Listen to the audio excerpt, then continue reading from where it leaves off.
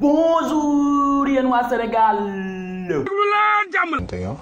maa ngi nuyu aussi mbokk yi nga àndal seen techniciens yi maa ngi nuyu surtout nag internautes yi nga xam ne ñoom ñuy suivre.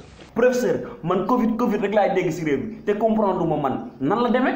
tout ceci orchestration boobu yëpp c'était pour faire peur pour ragal lu nit.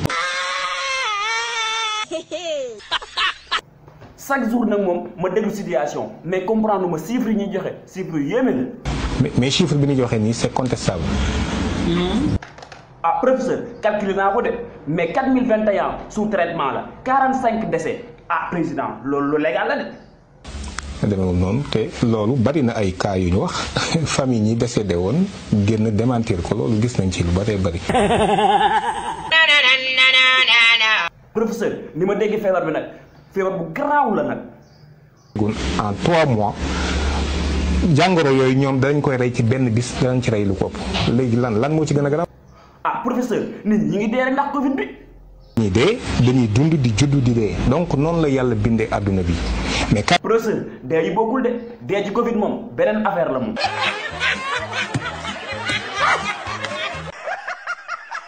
mais li ma jaaxal mooy docteur Bousso nee na Covid bi c'est un grippe. peut-être mooy le numéro 3 ci ministère bi je sais quoi mais lan la wax c'est une grippe. ah professeur kon grippe bi am na doole. très sincèrement fi ñu fa tekk yeggu fa essayé nañu surmédiatiser ko bëgg a tiital nit ñi. ah professeur lan moo tax nga wax loolu. waral xëy na mën nañ ci débattre après waaye fi ñu tekk yëf yi moom yeggu fa la grippe la. en tout cas Covid bi moom lu jaarale mag yoon. nekkoon nañ ci phase finale yeneen jàngoro lañu amoon. et les gens duñu leeral lool. professeur man nag maa ngi bëgg a jaaxle ci Covid bi chaque jour rek ma dégg wax bu bees. oui le Covid ñu ni le Covid ñu wax si non ne dites plus le Covid la Covid ñu ni oui la Covid on nous parle woon na distanciation sociale ñun distanciation sociale di ko réciter comme des perroquets ñun di maintenant non ne parlez plus de distanciation sociale dites distanciation physique maintenant les gens se ravisent oui distanciation physique. ah en tout cas de Covid bi moom lu am buzz la moom ñëpp a ngi koy way ñëpp a ngi koy tudd chaque jour nag moom Covid ah man de moom jaaxle naa ci lool.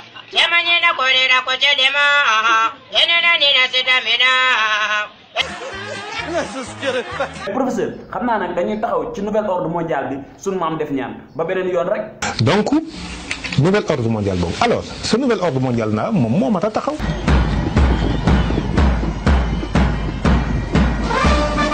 jox suñu maam mu def ñaan maam defal ñaan.